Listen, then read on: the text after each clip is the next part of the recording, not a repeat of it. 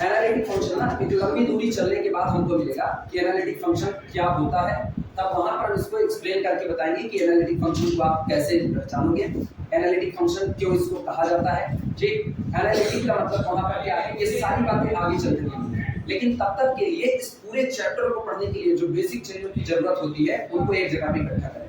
बिल्कुल वैसा ही है ना, जैसा आप कह सकते हो कि खाना बनाने के लिए सबसे पहले सामान इकट्ठा किया जाता है। जब एक बार सारे सामान इकट्ठे हो जाएं, फिर हम लोग डील करेंगे कि एनालिटिक फंक्शन कौन होता है। तब तक के लिए सबसे पहले फंक्शन की बात करें। फंक्शन कोई बोलेगा क्या होता है फंक्शन, एनालिटिक तो बाद में आएगा, सबसे पहले फंक्शन लिखना। आप बोलो।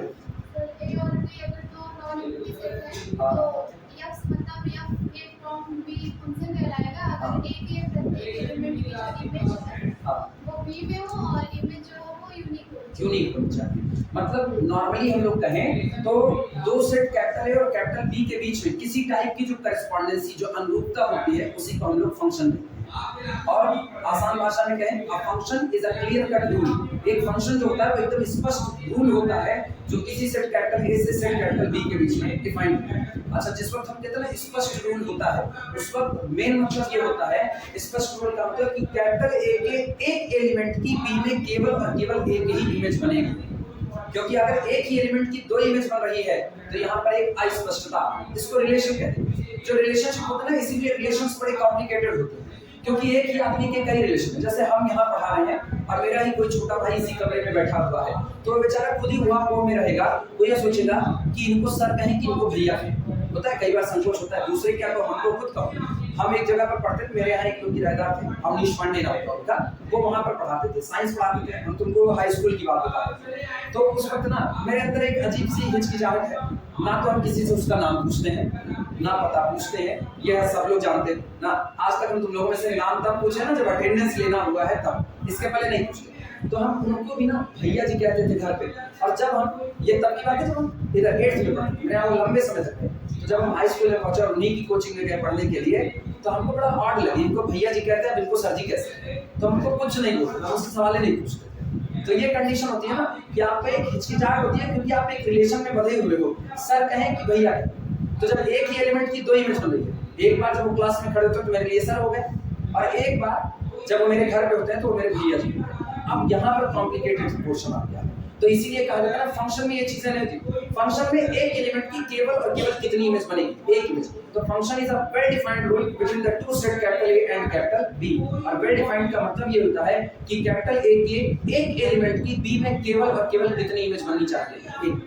क्लियर है ये बात? इसी बात को लिखना स्टार्ट करके, ये छोटे छोटे पॉइंट है ना, इसको ऐसे ही नॉट लिखना, डबल स्टार्ट करके लिखना। A function is a certain,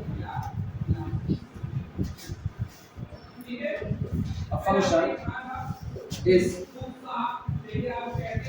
a certain kind of correspondency. A function is a certain kind of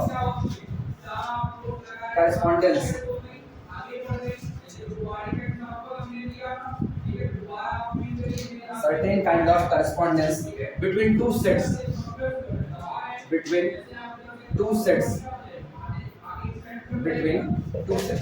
more specifically, अगर हम इसको और स्पष्ट होकर के कहें, more specifically,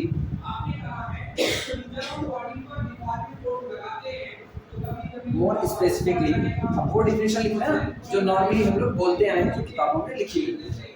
पहली बात ये है, a function is a certain kind of correspondence, ये एक विशेष प्रकार की अनुरूपता होती है, किसी निश्चित प्रकार की, बिटवीन द टू सेट, जो दो सेट के बीच में काम कर रही है, कि पहले सेट को दूसरे सेट बी से किसी रिलेशन से, किसी रूल से जोड़ रही है। मोर स्पेसिफिकली, और स्पेसिफाई करके अगर हम इसी बात को कहें, a function f from set capital A to set capital B is a rule, function f किसी दिए गए सेट कैपिटल A से किसी दिए गए सेट कैपिटल B के बीच में एक रूल होता है, a rule of correspondence,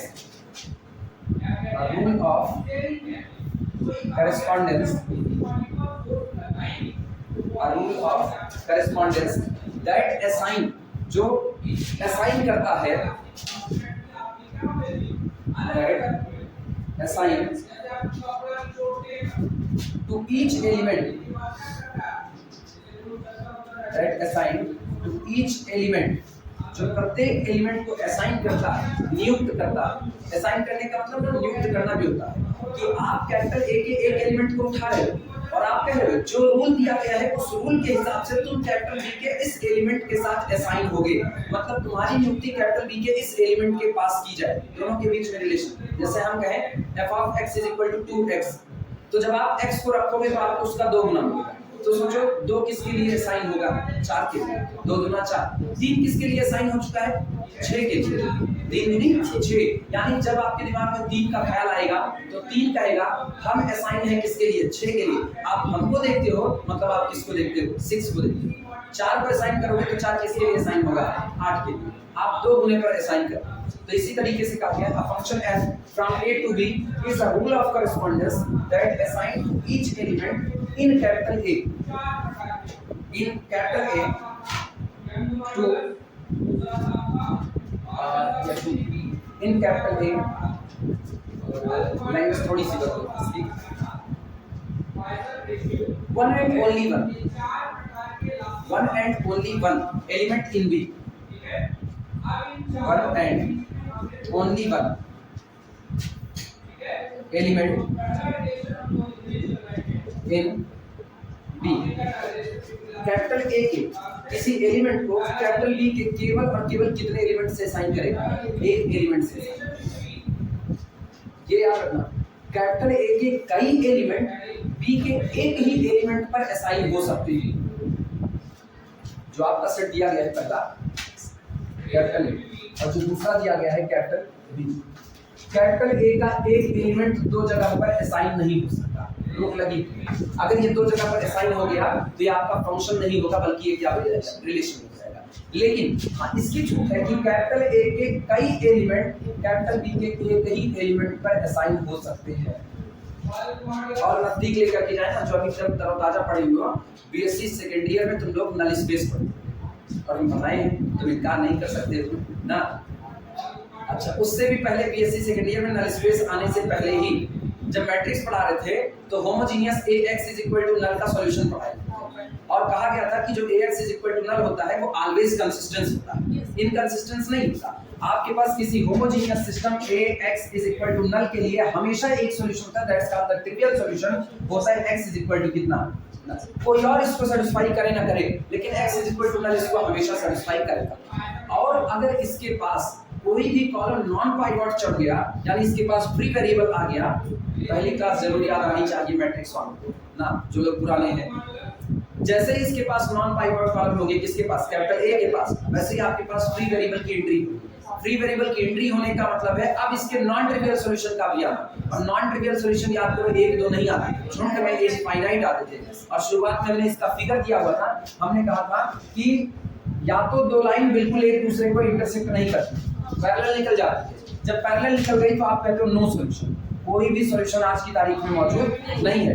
या तो 2 लाइन एक दूसरे को केवल और केवल एक पॉइंट पर कट करती है, that's called the unique solution. और या फिर 2 लाइन एक दूसरे के ऊपर ओवरलैप कर जाती है, दूसरी वाली लाइन किसी पर ओवरलैप करती है। अब एक लाइन के ऊपर कुल कितने पॉइंट, इनफाइनाइट। अब कितने सॉल्यूशन, इनफाइनाइट पॉइंट ऐसे हैं जो दोनों ही लाइन को सेटिस्फाई करते हैं। तो इसका मतलब जब आप linear system of equation solve करते हो तो आपको पहली बार मिलता है कि अगर इसका ट्रिवियल सॉल्यूशन हुआ तब तो केवल एक सॉल्यूशन मिलेगा, लेकिन अगर इसके इनफाइनाइट मैनी सॉल्यूशन हुए ना तो इसके पास AX1, सोचो A ऑपरेट कर रहा है किस पर, X1, मैट्रिक्स बिहेव कर रही है as a function, function operate कर रहा है X1 पर, इमेज कहां भेजा, 0। अच्छा, अगर x1 सॉल्यूशन है तो 2x1 भी इसका सॉल्यूशन होगा, 3x1 भी सॉल्यूशन होगा, 4x1 भी सॉल्यूशन होगा, 5x1 इन जनरल के ना m into x1 भी इसका एक सॉल्यूशन होगा। और इसका मतलब यहाँ इसको 1 2 नहीं कुल कितने पॉइंट सेटिस्फाई कर रहे हैं, इनफाइनाइट। और सब की इमेज जा किस पर रही है, that's called the many to one. याद आया, ये हम बीएससी सेकेंड ईयर में पढ़े। इसका मतलब एक फंक्शन जो होता है उसमें कैपिटल ए का हर एलिमेंट बी के किसी ना किसी एलिमेंट के साथ असाइन होता है। कैपिटल ए का हर एलिमेंट बी के किसी ना किसी एलिमेंट के साथ असाइन होता है, पहली बात। दूसरी बात, कैपिटल ए का एक एलिमेंट बी के दो एलिमेंट के साथ असाइन नहीं हो सकता है, रोक लगी है। एक एलिमेंट की केवल कितनी इमेज होनी चाहिए? एक। लेकिन कैपिटल ए में कई एलिमेंट एक ही एलिमेंट पर असाइन हो सकते हैं, इसकी छूट है। क्लियर हुई बात है? तो एक फंक्शन में एक एलिमेंट की केवल और केवल कितनी इमेज होती है? एक इमेज। और अगर एक ही एलिमेंट की दो इमेज आनी शुरू हुई तो फंक्शन नहीं बल्कि क्या हो जाएगा? रिलेशन। क्लियर है इतनी बात है? इसी को यहाँ पर लिखा गया है, a function f from a to b is a rule of correspondency। यह अनुरूपता का एक नियम होता है, that assign जो नियुक्त करता है to each element in capital A। Capital A में मौजूद हर एलिमेंट में असाइन करता है one and only one element in capital B के केवल और केवल कितने एलिमेंट पर असाइन करता है? एक एलिमेंट पर असाइन। ये फंक्शन की डेफिनेशन होती है। अभी ना इसमें रियल आया ना इसमें कॉम्प्लेक्स, ये फंक्शन की मेन डेफिनेशन। हम तुमको बाकायदा रियल के साथ कॉम्प्लेक्स की तरफ लेकर के चलेंगे। पहली डेफिनेशन अगर हम लिमिट की भी लिखेंगे ना तो पहले हम रियल की लिमिट लिखेंगे और उसके बाद कॉम्प्लेक्स की, क्योंकि यहाँ पर सबसे बड़ी जरूरत होती है ना रियल और कॉम्प्लेक्स के बीच का डिफरेंस समझना। दोनों में लिमिट की डेफिनेशन एक जैसी आप दोगे आगे चल करके। वहां भी आप देते हो ना limit x tending to the x0 function fx is equal to capital L। मतलब जब x बढ़ता है x0 की तरफ, फंक्शन बढ़ता है L की तरफ, तो फंक्शन की लिमिट L होती है जहां L फाइनाइट है। यहां भी आप as limit z tending to the z0 function fx converges to the any w, जहां w कोई कॉम्प्लेक्स नंबर है। तो दोनों के बीच का फर्क क्या है? दोनों के बीच में बड़ा तगड़ा फर्क आता है। ये जब हम लोग कॉम्प्लेक्स में जब आप लिमिट कॉन्टिन्यूटी डिफरेंशिएबिलिटी की बात करोगे ना तो ये ज्यादा टाइट कंडीशन होती है रियल के कंपैरिजन। रियल में उतनी टाइट कंडीशन नहीं है, लेकिन कॉम्प्लेक्स में कंडीशन ज्यादा टाइट होती है। इसीलिए इनके बीच का फर्क समझना जरूरी है। इनके बीच का फर्क आया आगे पूरा कॉम्प्लेक्स मॉडल के जैसा चलता है, कोई दिक्कत नहीं, लेकिन फर्क समझना जरूरी है।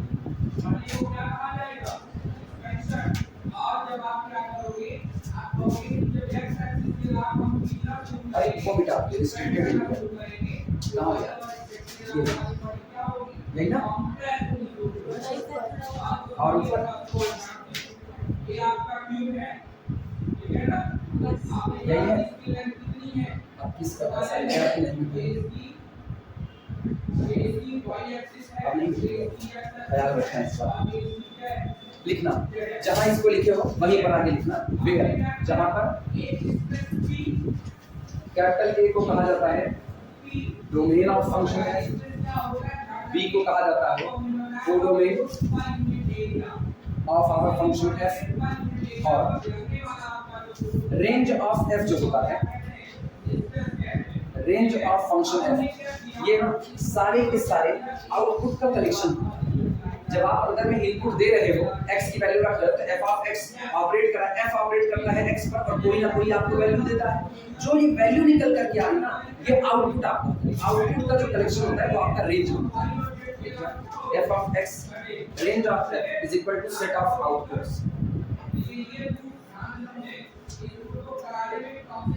यहाँ एक बड़ी अच्छी समझने की बात ये होती है कि आपका फंक्शन पहले नहीं है।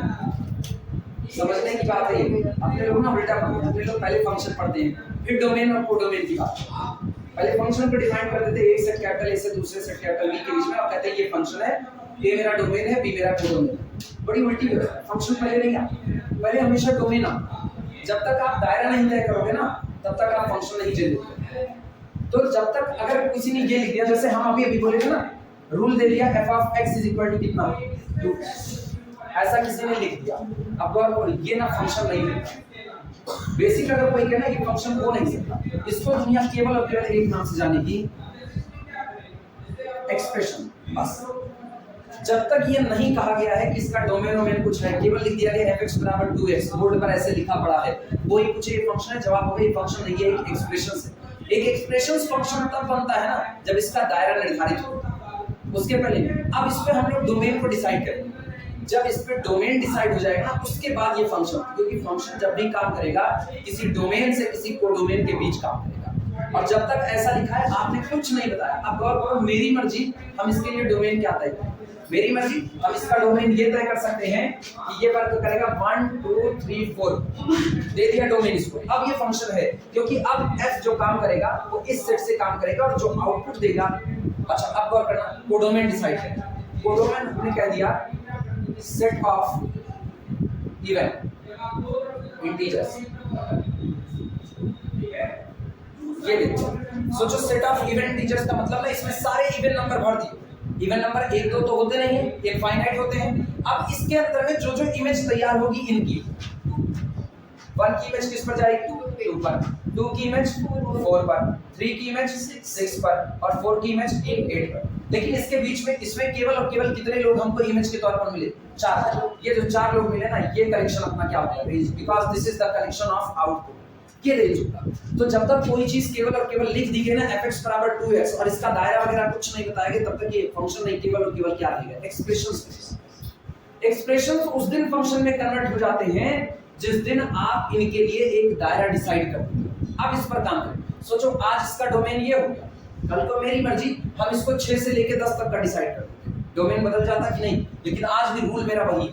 एक्सप्रेशंस मेरा आज भी वही, एक्सप्रेशंस नहीं बदला, लेकिन मेरा दायरा बदल जा रहा है। जैसे एक आदमी का एक्सप्रेशंस क्या है, वो गुस्से जैसा है ना, वो गुस्से में पड़ा हुआ है, लेकिन दायरा क्या मतलब, जब तक क्लास में एक टीचर गुस्से में है ना, तब तक लड़कों को ही चिल्लाएगा, और घर जाकर के गुस्सा आ गया तो घर वालों को चिल्लाएगा। ये भी हो सकता है ना, घर जाकर के चिल्लाए, घर में कूद उठे, जैसे हम हैं घर में अपने सबसे छोटे। अब इधर तुम लोगों को चिल्ला दिया, गुस्से में आ गए ना, चलो ठीक है, घर जाकर के चिल्लाते हैं पापा दोनों कान एंटी क्लॉकवाइज घुमा दें। अंतर आया कि नहीं आया? तो इसका मतलब वो मेरा डोमेन नहीं हो सकता। मेरा डोमेन वहां जहां हम डिफाइंड हो रहे हैं, उधर मेरा गुस्सा नहीं डिफाइंड होगा। ये फर्क होता है, आपको डोमेन को डिसाइड करना पड़ता है। अच्छा, अब इसमें एक बड़ा सा ट्विस्ट आता है, अच्छा ट्विस्ट। अगर कभी भी आपको कोई कहे नहीं ये फंक्शन है, एक्सप्रेशन मत कहो, इसको फंक्शन कहो, तो उस दिन पैदा होता है नेचुरल डोमेन, जहां फंक्शन अपनी मर्जी से खुद डिफाइंड हो जाता है। जिस पॉइंट पर ये दिया गया एक्सप्रेशंस वेल डिफाइंड होगा ना, उन सारे पॉइंट का कलेक्शन आपका नेचुरल डोमेन बन जाता है। एग्जांपल के तौर पर देखना, तुम यहाँ पर कोई भी रियल नंबर रखो, कोई भी रियल नंबर, क्या ये कभी अपने आप को अनडिफाइंड करवा पाएगा? कभी अनडिफाइंड होगा? हम 1 रखेंगे, मुझको इमेज कितनी मिलेगी 2 मिलेगी। हम 1.5 रखेंगे तो 1.5 का 2 गुना मिलेगा। हम √2 रखेंगे तो √2 का 2 गुना मिलेगा। कोई एक रियल नंबर बताओ जिस रियल नंबर पर ये डिफाइंड ना होगा। सब पर होगा, इनकार नहीं है। लेकिन अब की बात देखना, fx = 2x upon x - 1, ये भी एक्सप्रेशन है, ये भी एक्सप्रेशन। डोमेन मैंने नहीं लिखा, लेकिन फिर भी सामने लग रहा है चलो ये फंक्शन है, तो इसका नेचुरल डोमेन दिख रहा है। जैसे तुम 1 रखोगे ना, 1 रखने पर ऊपर का तो ठीक 2 आएगा, नीचे वाला 1 - 1 that is equal to 0, something upon 0, और समथिंग जो 1 है नॉन जीरो है, नॉन जीरो अपॉन 0 अनडिफाइंड हो गया कि नहीं? अब ये पूरे रियल की दुनिया में डिफाइंड होगा। हम पढ़ा जरूर कॉम्प्लेक्स है, लेकिन अभी रियल से शुरुआत कर रहे हैं। पूरे रियल पर डिफाइंड होगा, लेकिन एक जगह को छोड़कर, किसको? 1 को। तो 1 को निकाल दो, पूरा रियल नंबर इसका नेचुरल डोमेन है। सब इसके नेचुरल डोमेन होंगे, यानी रियल नंबर से कैपिटल आर डिफरेंस कितना, ये इसका नेचुरल। तो जब कोई आदमी कहे ना एक्सप्रेशंस फंक्शन है, एक्सप्रेशंस फंक्शन है, तो तय मान लो कि अगर उसने नहीं दिया है डोमेन, तो वो ऑलरेडी दिमाग में एक हाइपोथेटिकल डोमेन सोच करके चल रहा है जहां आपका फंक्शन वेल डिफाइंड होगा। और फिर जितनी दुनिया में आपका फंक्शन वेल डिफाइंड है ना, वो सब के सब उसके नेचुरल डोमेन। अगर हम यही चर्चा कॉम्प्लेक्स पर ला करके करते हैं ना, तो कॉम्प्लेक्स में तुमको वो पॉइंट खोजने पड़ेंगे जहां पर ये वेल डिफाइंड नहीं, और उतने पॉइंट को निकाल दो। सी में से उतने पॉइंट को निकाल दो, बाकी जितनी जगह पर ये वेल डिफाइंड है वो सब इसका क्या बन जाएगा, नेचुरल डोमेन। इसीलिए कहा जाता है ना, अगर इसने अपना डोमेन खुद से लिया, जैसे ये खुद से लिया, तो ये नेचुरल डोमेन, स्वतः जो आप खुद से ले रहे हो वो आपका नेचुरल बिहेवियर होगा। तुम जैसा बिहेव करते हो तुम्हारा नेचुरल बिहेवियर। लेकिन क्लास में बैठने पर तुम जैसा बिहेव करते हो कि मतलब चलो सर पढ़ा रहे हैं, एकदम सामने देखना है, पढ़ना है, सीखना है, ठीक, ये तुम्हारा जो होता है ना, ये आपका माइंड मेड डोमेन होता है, जो आदमी खुद बना रहा है। जैसे अभी हमने ये बनाया 1 2 3 4, ये मैन मेड डोमेन है, या ये फोर्सफुली डिफाइन किया गया। हमने फंक्शन fx को फोर्सफुली मतलब फोर्स लगा करके डिफाइन किया कि ये फंक्शन है, इसी दायरे में डिफाइंड होगा। सोचो क्या ये बेचारा इतने में ही डिफाइंड होने के लिए बना है? ये और भी डिफाइंड हो सकता है, लेकिन फोर्सफुली कहा गया आप इतने में डिफाइंड हो। एग्जांपल के तौर पर जैसे अभी हम 3rd ईयर पढ़ा रहे हैं, हम हमेशा 3rd ईयर तो नहीं पढ़ाते ना, बीएससी फर्स्ट ईयर भी पढ़ाएंगे, 2nd ईयर भी पढ़ाएंगे, 3rd ईयर पढ़ाएंगे, एमएससी भी पढ़ाएंगे, सीएसआईआर का पढ़ा रहे हैं, अंतर है कि नहीं? लेकिन सोचो जिस वक्त हम 3rd ईयर में घुस गए, उस वक्त हमको फोर्सफुली किया गया, अब मेरा डोमेन केवल कौन सा कोर्स होगा, 3rd ईयर का।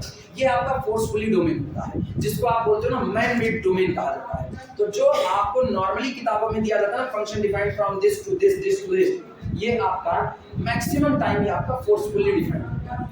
लेकिन अगर आपका फंक्शन पूरे रियल नंबर के सेट पर डिफाइंड और आपको डोमेन ही आर दे दिया गया, उस दिन आपका नेचुरल डोमेन भी आर हो गया, उस दिन आपका फोर्सफुली जो आपको डिफाइन किया गया है फोर्स लगा करके वो भी कौन हो गया, वो भी आपका रियल नंबर हो गया। सारे बराबर हो गए कि नहीं? तो नेचुरल डोमेन, फोर्सफुली या मैन मेड डोमेन जिसको कहा जाता है, इन दोनों के बीच का फर्क ये होता है। फंक्शन तब तक फंक्शन नहीं बन सकता है जब तक कि उसका डोमेन ना डिसाइड हो। और अगर किसी ने कह दिया लिखा गया चीज एक्सप्रेशन होने के साथ साथ फंक्शन है, तो तुरंत अडॉप्ट कर लो कि अब आज की तारीख में इसका जो डोमेन होगा वो उसका नेचुरल डोमेन होगा। और अगर उसने डोमेन डिफाइन कर दिया तो that's called the forcefully defined domain. वो उसका नेचुरल डोमेन हो भी सकता है और नहीं भी हो सकता है। ये बड़े अंतर होते हैं इनके बीच का। तो ये बातें दिमाग में एक तरफ रखना। अब यहाँ छोटे तौर पर इसको लिखा, क्लियर है ये बातें? चलो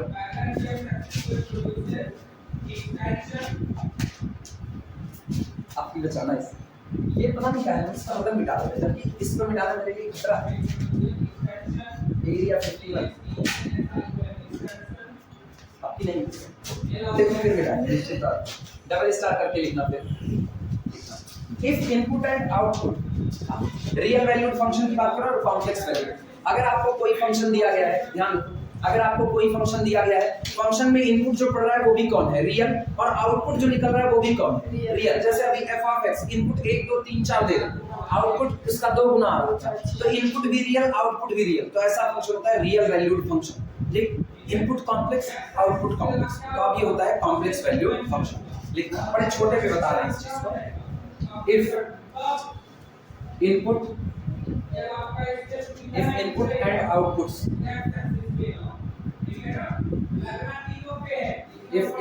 and outputs both are real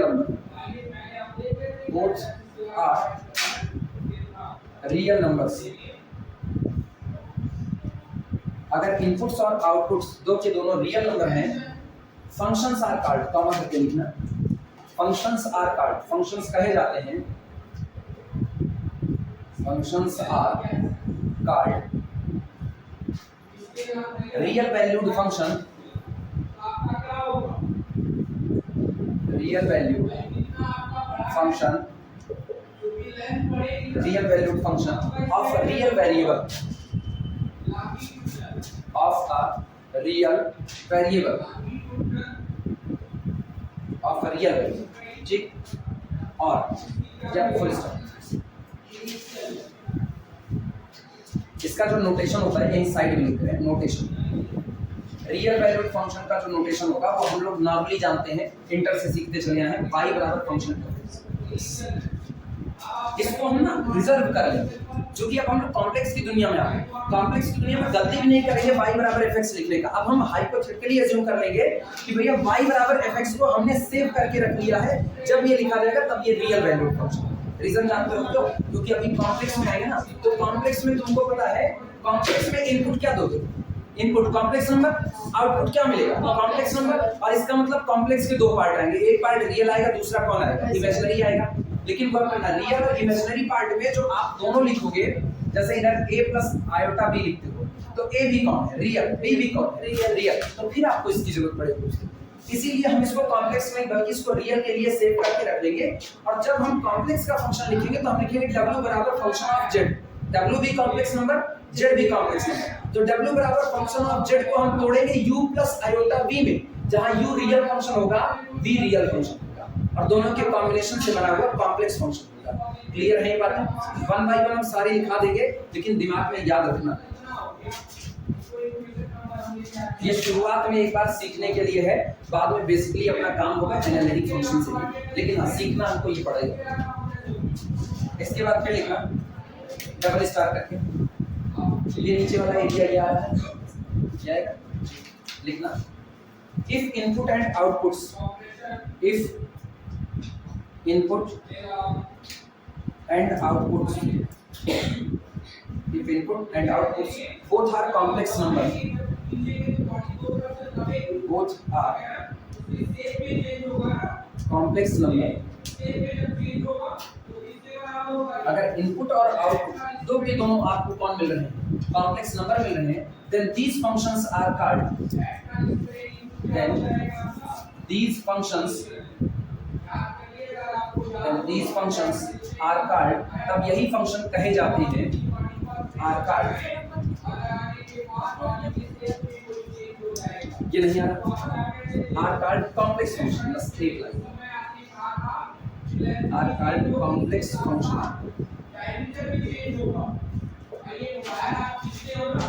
then these functions are called complex functions।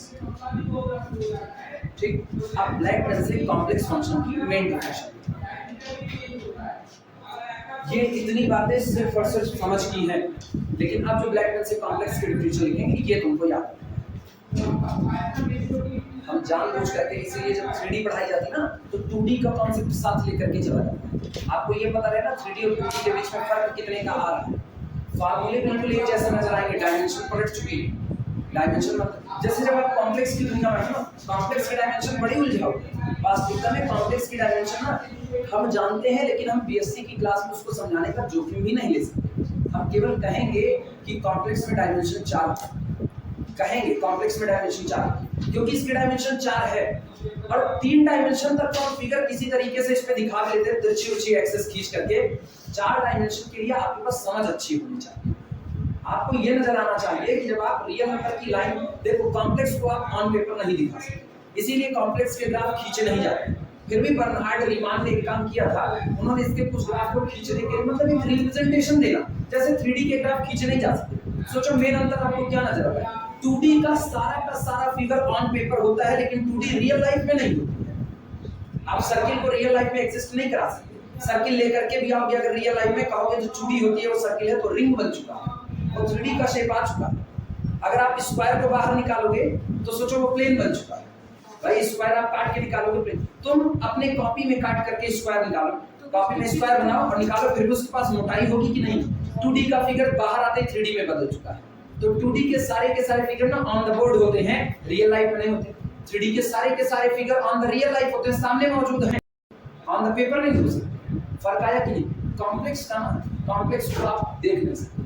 और ये है कॉम्प्लेक्स में जो लोग कहते हैं ना इमेजिनरी नंबर, कई लोग होते हैं वो हाइपोथेटिकली ये बोल देते हैं, मतलब अपने उनके दिमाग में चलता रहता है, वो कहते हैं कॉम्प्लेक्स नंबर रियल में एग्जिस्ट नहीं करते, रियल लाइफ में कॉम्प्लेक्स एग्जिस्ट नहीं करता। ये याद रखना, जो चीज रियल लाइफ में एग्जिस्ट नहीं करेगी ना, आप उस चीज का कभी इस्तेमाल नहीं कर पाओगे। तो कॉम्प्लेक्स नंबर के लिए जो शब्द इमेजिनरी इस्तेमाल किया गया ना, इमेजिनरी नंबर, ये एक एडजेक्टिव केवल और केवल एक विशेषण है। कुछ तो कहना था, √-1 आयोटा कह दिया, तो आयोटा को कुछ तो नाम देते या बिना नाम के उसको लेकर के। एक घर में एक लड़का अगर पैदा हुआ है ना, तो उसका कोई ना कोई नाम करना पड़ेगा।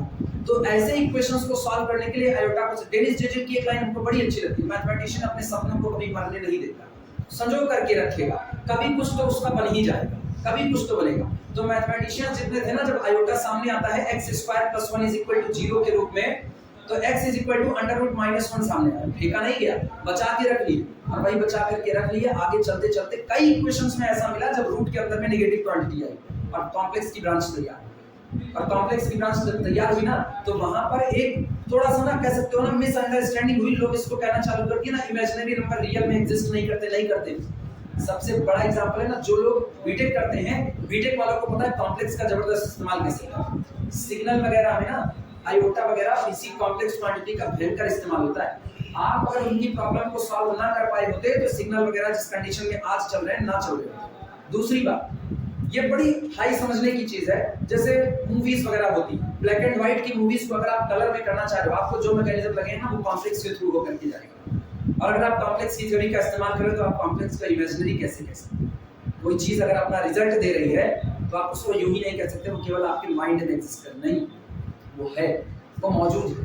तब कहा जाता है ना कि कॉम्प्लेक्स के फंक्शन रियल लाइफ में भी एग्जिस्ट करते हैं, ऐसा नहीं है कि वो रियल में। हाँ, चूंकि हम लोग 3rd ईयर में पढ़ रहे हैं, 3rd ईयर में हम लोग एप्लीकेशन पार्ट उतना नहीं पढ़ते हैं कि हम लोग ये समझ सके कि इसका इस्तेमाल कैसा होता है। तो इसीलिए एक बार की हम लोगों को लगता है यार कॉम्प्लेक्स का इस्तेमाल क्या है, लेकिन नहीं, कॉम्प्लेक्स का सही इस्तेमाल अगर आपको देखना है तो आपको कॉम्प्लेक्स का एप्लीकेशन पार्ट पढ़ना होगा।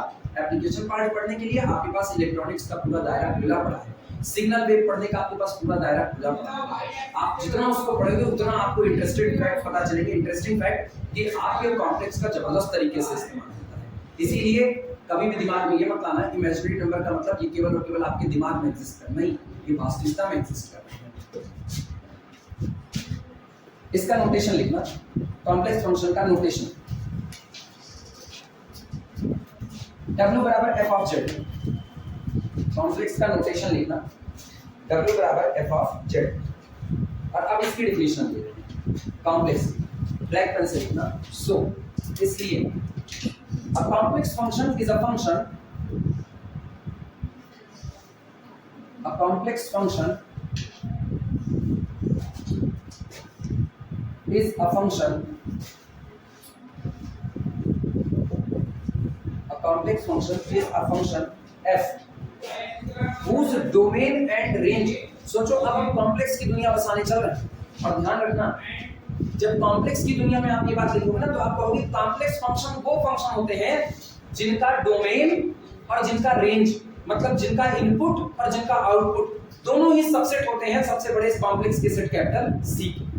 मतलब अब डोमेन भी सबसेट होगा सी का, कोडोमेन भी सबसेट होगा किसका, सी का। लिखना इसी बात।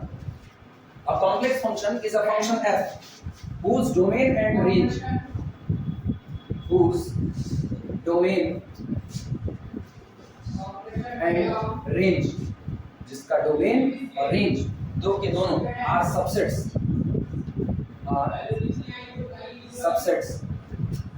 ऑफ द सेट,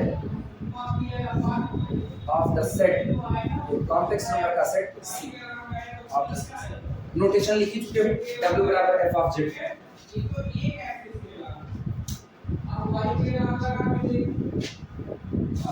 अब यहाँ पर हम नेचुरल डोमेन की बात करें। अगर आपको कॉम्प्लेक्स का फंक्शन डिफाइन कर दिया, एग्जांपल के तौर पर किसी ने ऐसा लिख दिया कि एक फंक्शन है जो काम कर रहा है f of z is equal to, अंदर में z को लिया और उसके बाद फिर इसने दिया z square plus 2 iota plus 1, ऐसा एक्सप्रेशन दिया f of z is equal to z square plus 2 iota plus 1, कितना दिया।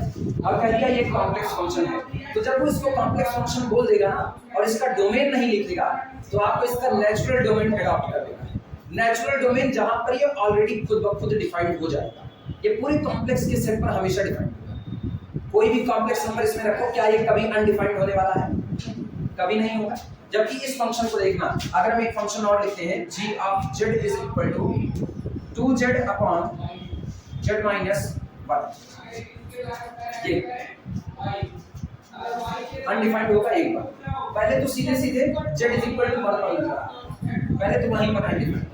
इसके अलावा और भी जो पॉइंट होंगे जिन पर ये अनडिफाइंड होगा, अगर आपको मिलते हैं, अभी हम और ज्यादा ओपन इसको नहीं करेंगे, जब हम चैप्टर के अंदर में जाएंगे ना तो हम देखेंगे कौन डिफाइंड कौन अनडिफाइंड कौन, ठीक है।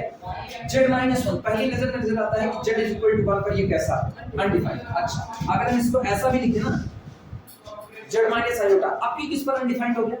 आयोटा पर अनडिफाइंड है। जब आप z is equal to iota रखोगे तो iota minus iota that is equal to something upon 0, गड़बड़ा गया मामला, तो ये अनडिफाइंड। तो अब इसका वो डोमेन एक्सेप्ट करो ना जहां ये वेल डिफाइंड होगा, ये वेल डिफाइंड होगा पूरे के पूरे c डिफरेंस आयोटा, पहली नजर जो आपको नजर आएगी। तो ये इसका कैसा डोमेन होगा?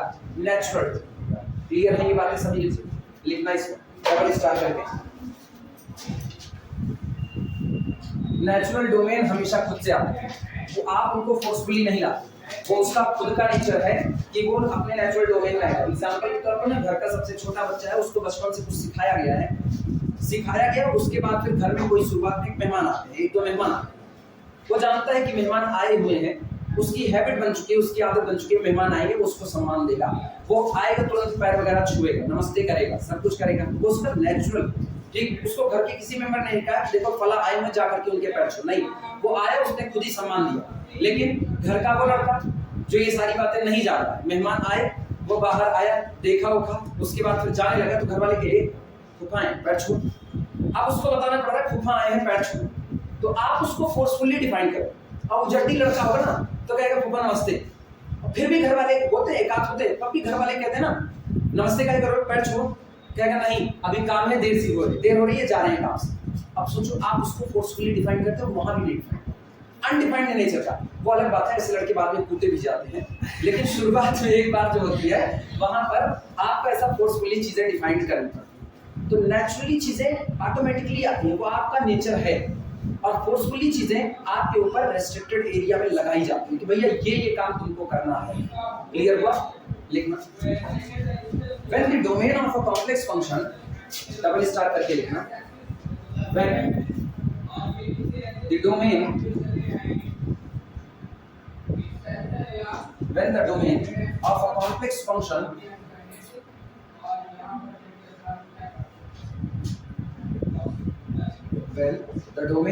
complex function is not explicitly स्पष्ट रूप से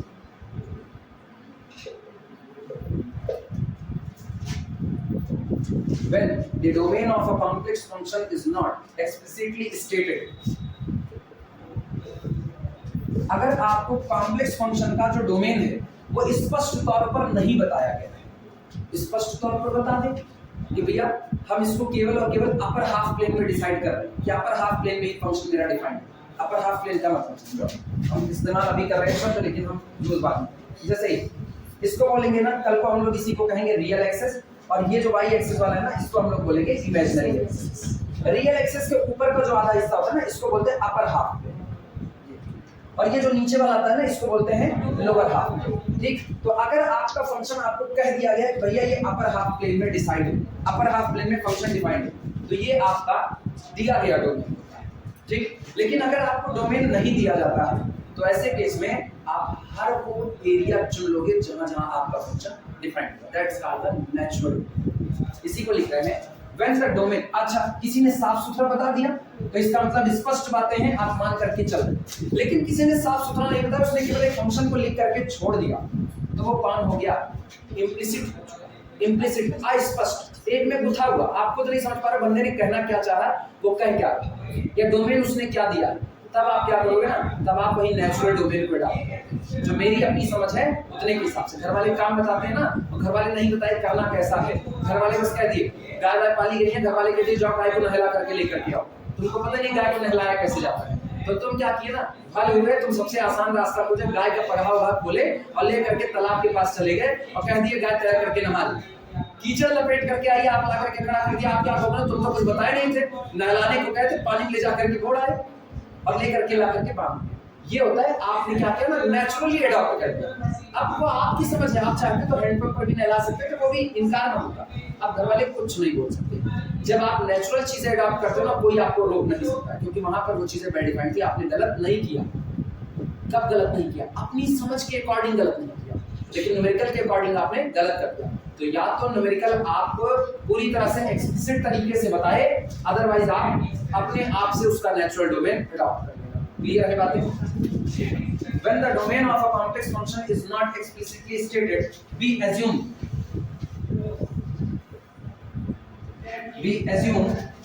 the domain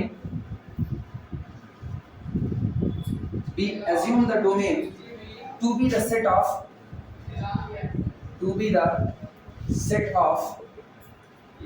all complex number z, to be the set of all complex number z for which, जिनके लिए, for which f of z is well defined, for which f of z is well defined।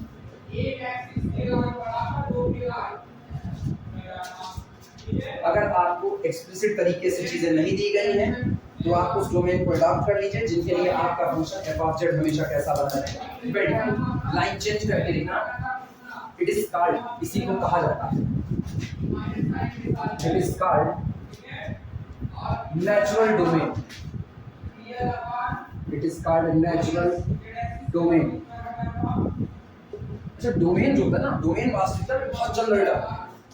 अगर हम वास्तविक में domain की definition लिखते हैं ना, डोमेन की जो डेफिनेशन हम लोग पढ़ते चले जाते हैं ना, function have defined from a to b where a is the domain, b is the codomain, मतलब एकदम गलत डेफिनेशन। परिपाटी होती है ना, आप चीजों को आसान भाषा में अडॉप्ट करो, तो जहां से काम करते हैं वो डोमेन है, जहां जाते हैं वो कोडोमेन है, जितनी इमेज आती है वो आपकी रेंज हो जाती है। ये आसान भाषा की थ्योरी है। नॉर्मली आसान भाषा की थ्योरी अगर ली जाए तो ये बात सही है, लेकिन वैसे ना डोमेन बहुत कॉम्प्लिकेटेड है। डोमेन तो वो होता है ना जो अपने अंदर में एक वेक्टर स्पेस को जगा देता है, लेकिन ये इतनी बड़ी थ्योरी है ना कि इसको शुरुआत में छोटी क्लास में नहीं समझा जा सकता, इसलिए हम हमेशा थ्योरी को लेते हैं जो आसान है। अब सोचो डोमेन के ही अंदर में तुमको नेचुरल डोमेन और रिस्ट्रिक्टेड डोमेन दो चीजें नहीं होंगी। ये नेचुरल डोमेन भी कुछ होता है और फंक्शन पहले नहीं आता, पहले कौन आता है? डोमेन आप दायरा पहले तय करोगे आपको काम क्या करना है, डोमेन पहले तय होगा, उसके बाद आप फंक्शन डिफाइन करोगे। एक लड़का पहले तय करता है कि उसको बीएससी करना है, पहले उसने अपना दायरा तय किया तो उसका डोमेन कौन है, बीएससी की क्लास, और उसके बाद वो बीएससी की क्लास में एडमिशन लेता है, फिर रूल शुरू होते हैं, आपको पहले फर्स्ट ईयर पढ़ना है, फिर सेकंड ईयर, फिर थर्ड ईयर पढ़ना है, ये बाद में आता है। शादी विवाह ऐसे ही घर में होते हैं, तो वहां भी सबसे पहले क्या तय होता है, डोमेन तय होता है। पहले डोमेन तय हो जाएगा कि मतलब किसके यहाँ पर शादी करनी है, कौन कौन से रिश्तेदार आने हैं, क्या क्या देना लेना है, पहले आप डोमेन जहां जहां आपको काम करना है पहले आप वो तय करें, तो फंक्शन तो बाद में होता है। फिर आप कहते हो ना मेरे यहाँ फंक्शन है, चलो कार्ड बांट रहे हैं, उसके बाद आप कार्ड बांटने की शुरुआत करते हो। इसीलिए कहा जाता है ना अपने लोगों की थोड़ी सी परिपाटी उल्टी चलती है, थोड़ी सी ज्यादा नहीं, लेकिन ठीक समझने के लिए ये भी सही है। हमेशा आज के बाद लेकिन याद रखना पहले कौन आएगा, डोमेन, फिर कौन आएगा, फंक्शन। जब तक डोमेन नहीं है तब तक वो कौन है, एक्सप्रेशन। लेकिन अगर फिर भी कोई कह रहा है ये फंक्शन है तो आप क्या अडॉप्ट कर लोगे, नेचुरल डोमेन। क्लियर है बात? एग्जांपल लिखना किसी फंक्शन की, कॉम्प्लेक्स फंक्शन की एग्जांपल।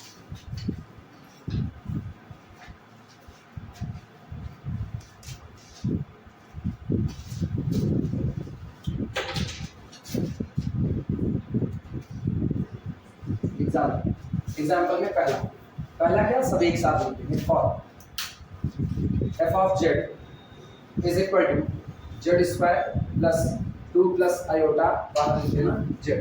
ठीक, जब आपको कुछ नहीं दिया गया ना तो आप डोमेन के तौर पर क्या डालोगे, नेचुरल। ये बताओ क्या ये हर एक कॉम्प्लेक्स नंबर पर डिफाइंड है, कहीं अनडिफाइंड नहीं, तो इसका मतलब इसके लिए domain of function f is equal to whole complex number set पूरा प्लस, या इसका नेचुरल डोमेन। अगला देखना g of z is equal to z plus 2 imaginary part of z, हर जगह पर डिफाइंड है। इसके लिए डोमेन कैसा रह जाएगा, domain of this function g is equal to whole complex number set c। जब कुछ नहीं देगा ना तो हम ऐसे ही अडॉप्ट करेंगे नेचुरल डोमेन, जहां जहां आप डिफाइन हो सकते हो। अगला h of z is equal to z upon z square plus 1। अब गड़बड़ाएगा, h of z is equal to z upon z square plus 1। गौर करना, इसमें प्लस 1 रखो सेटिस्फाई करेगा, माइनस 1 रखो सेटिस्फाई करेगा, जरा आयोटा रखो, आई स्क्वायर कितना -1 -1 प्लस 1 नीचे कितना दे दिया, 0 दे दिया। अच्छा, फिर गौर करना, इसमें माइनस आयोटा रखो, माइनस आयोटा का square that is equal to iota square फिर से कितना -1, मतलब दो माइनस आयोटा और माइनस आयोटा आपको ऐसे मिले जहां पर ये डिफाइंड होने वाला नहीं है। तो इसका मतलब अब इसका नेचुरल डोमेन को होगा ना, पूरे कॉम्प्लेक्स की दुनिया से 2 नंबर उड़ा दो, आयोटा और माइनस, उसके बाद ये इसका नेचुरल डोमेन हो जाएगा। लिखना domain of h is equal to, ये हो जाएगा c माइनस आयोटा और माइनस दोनों।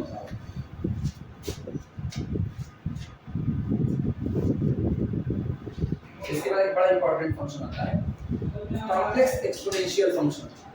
हम लोग रियल में e की पावर x कहते हैं, एक्सपोनेंशियल फंक्शन इसी तरीके से जो e की पावर x है जब तक वो रियल नंबर है ना तब तक तो ठीक है, तब तक ये रियल एक्सपोनेंशियल है। लेकिन e की पावर कॉम्प्लेक्स नंबर चलाते हैं ना, e की पावर z, ये आपका कॉम्प्लेक्स एक्सपोनेंशियल फंक्शन है। हालांकि इसकी डेफिनेशन नॉर्मली टेलर सीरीज के आधार पर दी जाती है, लेकिन टेलर सीरीज हम लोगों को मिलेगी कॉम्प्लेक्स इंटीग्रेशन वाला चैप्टर पार करने के बाद, जो अपने यहाँ पे किताबें जैसी परिपाटी चल रही है उस हिसाब से टेलर्स की सीरीज हम लोगों को मिलेगी कॉम्प्लेक्स इंटीग्रेशन पार करने के बाद। तो इसीलिए हम यहाँ पर इसमें टेलर सीरीज के एक्सपेंशन का जिक्र भी नहीं करते। अभी हम केवल इतना जानते हैं कॉम्प्लेक्स एक्सपोनेंशियल हमको कहना है, तो कॉम्प्लेक्स एक्सपोनेंशियल हम ऐसे ही आधार पे करेंगे कि e की पावर z, यहाँ पर z एक कॉम्प्लेक्स नंबर है, ये आपका क्या कहलाता है, कॉम्प्लेक्स एक्सपोनेंशियल फंक्शन कहलाता है। क्लियर है बातें? हम उस बात का जिक्र नहीं करेंगे जो बात यहाँ हमको उलझा है, हम टेलर सीरीज का जिक्र नहीं करेंगे। जबकि नॉर्मली तुम खोजोगे ना तो नेट वगैरह पे या अच्छी किताबें जो होंगी ना वो इसको बाकायदा टेलर्स की ही सीरीज से बताएंगे। जब टेलर्स पढ़ाएंगे ना तो वहां पर फिर इसकी चर्चा करेंगे, लेकिन अब ये हम पहले ही बता दे रहे हैं, डबल स्टार करके लिखना। ये सब छोटे छोटे इंपॉर्टेंट पॉइंट है, इसलिए इनको ना स्टार में समेट रखना। जिस दिन लिमिट कॉन्टिन्यूटी डिफरेंशिएबिलिटी की चर्चा करेंगे उसको हम लोग बाकायदा हेडिंग के, क्योंकि वो मेरी रिक्वायरमेंट है। लिखना e to the power z is equal अच्छा, हम इसको सीधे लिखेंगे, लेकिन फिर भी जिन लोगों को लिखना है वो लोग ऐसा इसको लिख सकते हैं। ध्यान देना, e की पावर z, हम लोग जानते हैं पहले जब हम इंट्रोडक्शन वाला चैप्टर पढ़ रहे थे वहां से z इज इक्वल टू कितना x प्लस i बाई, तो इसका मतलब हम इसको लिख सकते हैं e टू दी पावर कितना x प्लस i बाई। अब बुढ़े में घात जुड़ती है क्या नियम, तो इसका मतलब इसको लिख सकते हैं e की पावर x इनटू e की पावर i बाई। और हम लोग बीएससी फर्स्ट ईयर से जानते हैं e की पावर i थीटा बराबर cos theta plus i sin theta, inter में भी ये बात मिल चुकी है, डिवाइडर्स की थ्योरम पढ़ते हैं। This is equal to e की power x within bracket cos theta, लेकिन थीटा जगह कौन है y plus i sin theta की जगह y बैठा है। तो सोचो मेरे पास e की पावर z क्या बना, e की पावर z बना e की power x cos y plus i e की पावर x sin y। ये जो होता है इसको कहा जाता है, this is known as the complex exponential function. Clear है, तुमको लिखना हो तो ये पूरी बात लिख लेना, चाहे अभी लिख देता हूं e की power z is equal to e की power x plus iota y that is equal to e की पावर x और इनटू e की power iota y that is equal to e की पावर x। एक line लिखने बराबर नहीं लिखते, लेकिन अब ठीक है, समझदारी की बात है ना। cos y प्लस, अरे सीनियर टीचर देख लेना, पक्का तौर पे बेइज्जत कर देंगे, एक लाइन लिखने बराबर नहीं लगती बात है। लेकिन बस फिर भी हम लोगों को एक टीचर पढ़ाते ना 9th क्लास में, सुमई शर्मा मैथ पढ़ाते थे। एग्जाम में अगर तुमने एक लाइन में दो बराबर लगा दिया ना, तुमको नंबर नहीं देंगे चाहे तुम्हारा पूरा सवाल से, और वो भयंकर नंबर उड़ा देते थे ना, ख्याल रखा था। फिर धीमे धीमे आदत छूट गई, हालांकि बड़ी गंदी आदत है फिर भी। This is equal to e की पावर, या दिस इंप्लाइज दैट e की power z is equal to e की power x cos y plus iota e की पावर x sin y। अब आगे लिखना इज नोन एज, जाना जाता है, इज नोन एज, अब तुम लोग नोन एज का क्वेश्चन तो हम बोल देंगे, is known as complex exponential function, यानी is known as complex exponential function. अरे दिमाग में ना बड़ी मजेदार चीज याद है कि आपको तुरंत जैसे एक्सपोनेंशियल फंक्शन नजर आता है ना, रियल और कॉम्प्लेक्स के बीच में एक जबरदस्त डिफरेंस देखते हैं। ये बहुत वास्तविकता मतलब ये सॉलिड स्ट्राइक करने वाली चीज है कि जब आपको एक्सपोनेंशियल फंक्शन नजर आता है तो आपको रियल और कॉम्प्लेक्स के बीच में एक भयानक डिफरेंस देखने को मिलता है। तो डिफरेंस ये है ना, रियल की दुनिया में और कॉम्प्लेक्स की दुनिया में कई थ्योरीज एक जैसी चलती हैं, ये एक दूसरे के काउंटर पार्ट होते हैं, समकक्ष कहा जाता है। जैसे अगर आप रियल की दुनिया में बात करो, अभी हम इसको लिखा है, तुरंत लिखा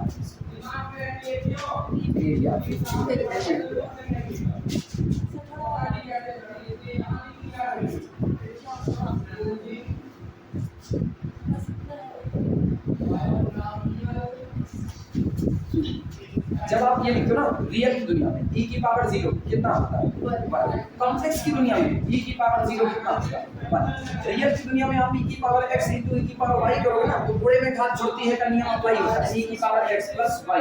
ये जहां x और y रियल, कॉम्प्लेक्स में भी अप्लाई होगा, e की पावर z1 into e की power z2 is equal to e की power z1 plus z2 apply होगा। जब आप रियल में लिखते हो e की पावर x upon e की power y is equal to e की power x minus y, complex में भी ये बात सही है, e की पावर z1 upon e की पावर z2 बराबर e की power z1 minus z2 apply. सारे रूल वो मानता है, मतलब जो इधर आपका रियल का अलजेब्रा है वो इधर कॉम्प्लेक्स का अलजेब्रा में काम कर रहा है, कहां एक्सपोनेंशियल फंक्शन में। लेकिन भयानक डिफरेंस ये देता है ना कि वहां पर e की पावर x पीरियोडिक फंक्शन नहीं होता, वहां अगर e की पावर x का ग्राफ खींचें, ये सारे नियम मानने के बावजूद भी अंतर क्या है। उधर अगर e की power x exponential function, Tata Birla function ना, बड़े बड़े भाग घटेंगे नहीं, घटेंगे तो उतने तेजी से डिक्रीज करेंगे, बढ़ेंगे तो उतने तेजी से इंक्रीज करेंगे। ये देखो इंक्रीज किया तब भी जीरो नहीं होगा, इनकार इसमें जीरो होने से इनकार कर दिया कि इधर इनफिनिटी पर भी टेंडिंग टू जीरो, बराबर जीरो नहीं है। बराबर जीरो होने का मतलब है ग्राफ जा करके या एक्सिस को टच कर गया, और टच कर गया मतलब जीरो हो गया। इसीलिए कहते हैं ना एक्सपोनेंशियल फंक्शन जितने होते हैं, इसीलिए इनको टाटा बिरला फंक्शन की संज्ञा दे दी जाती है। इसीलिए क्योंकि कुछ भी हो जाए ना, टाटा कितना भी गरीब हो जाए भीख नहीं मांगेगा, हाँ, बिरला कितना भी गरीब हो जाए भीख नहीं मांगेगा। हम लोगों की कंडीशन है, लॉकडाउन लग गया था ना, कंडीशन बदतर हो, लॉकडाउन लगने पर कंडीशन बदतर थी। तब अब हम लोगों की कैटेगरी आई ना, कई लोग इसमें ऐसे हो गए जो तबाह होने की कैटेगरी पर आ गए। लॉकडाउन में बिल्कुल सबकी कमाई घटी हुई थी, तबाह हो गए, लेकिन बड़े लोग नहीं घटेंगे, शेयर गिरेगा उनका, कुछ भी होगा, लेकिन इतनी तबाही नहीं आएगी कि हम लोगों की तरह उनको सोचना पड़े कि कल की सब्जी बिकने आएगी जब लॉकडाउन में तो उसको खरीदना है कि नहीं। ये फर्क होता है दोनों के बीच का। तो वो फंक्शन ना जो कभी जाकर के जीरो हो जाते हैं वो टाटा बिरला नहीं है। इनके ख्वाब बड़े बड़े, तो इनके बढ़ने के तरीके भी वैसे ना। ये शेयर मार्केट में, अगर टाटा ने शेयर मार्केट में अपना पैसा लगाया है, ग्रोथ हो रही है तो निश्चित तौर पर भयानक ग्रोथ है और डिक्रीजमेंट भी उतना होगा। आपने अगर ना 1000 रुपए का बॉन्ड खरीद करके लगा दिए, चले गए अपने 1000 रुपए, ठीक है 1000 ही तो गया ना, आपको कोई बहुत ज्यादा नहीं गया। उनके 1000 करोड़ लगे हैं और उनके 1000 करोड़, अगर मार्केट गिरा ना तो उनके 1000 करोड़ लगे, तो वो गिरेंगे भी तो तेजी से और उठेंगे भी तो तेजी से। सोचो जब ये डिक्रीजमेंट में आएगा तो इसका ग्राफ भी होता है, कितने तेजी से डिक्रीज हुआ, लेकिन जीरो नहीं आया, अभी भी गिर के भी जीरो नहीं आया। इसीलिए कहा जाता है एक्सपोनेंशियल फंक्शन रियल की दुनिया में टाटा बिरला है, कॉम्प्लेक्स में नहीं है। कॉम्प्लेक्स में बवाल है। इधर गौर करना, पीरियोडिक फंक्शन हो ना जिसका ग्राफ अपने आप को रिपीट करे, जैसे साइन पीरियोडिक फंक्शन है, साइन का ग्राफ अपने को रिपीट करता है, ये रिपीट किया हरदम 2 पाई के बाद अपने को रिपीट करेगा। साइन पीरियोडिक है, कॉस का फंक्शन भी कैसा होगा, पीरियोडिक होगा। क्यों, इनके ग्राफ रिपीट होंगे। ये बताओ क्या e की पावर x का ग्राफ रिपीट हुआ, ये कंटीन्यूअसली बढ़ता हुआ चला गया, लेकिन पता है बस ये रियल तक का हिस्सा है। जिस दिन ये कॉम्प्लेक्स की दुनिया में आता है, यही एक्सपोनेंशियल फंक्शन कॉम्प्लेक्स की दुनिया में आकर के प्योरली इमेजिनरी पीरियड रख लेता है, 2 पाई आई, उस दिन इसका पीरियड होता है। क्यों, क्योंकि ये देखो बैठा कौन है, बैठ गया ना, कर देगा इसको पीरियड।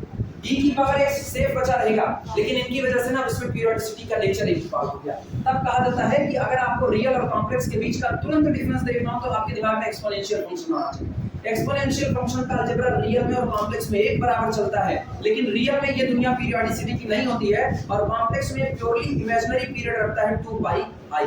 कंफर्म हुआ? तो इसीलिए रियल और कॉम्प्लेक्स दो अलग घड़े चलते हैं। लिखा जाए नहीं, कॉम्प्लेक्स में ग्राफ नहीं बन सकता। कॉम्प्लेक्स में हम कहें ना 4 डायमेंशन, हम इसका ग्राफ खींचने की कोशिश भी नहीं करेंगे ना, नरक भोग जाना, इसका ग्राफ खींचा नहीं जा सकता, इसीलिए कॉम्प्लेक्स में ऐसे ग्राफ नहीं खींचे जा सकते। टाइम हमको बता दो कितना हो गया, बस इसी पर रोके इसको, बाकी बातें कल करेंगे ना।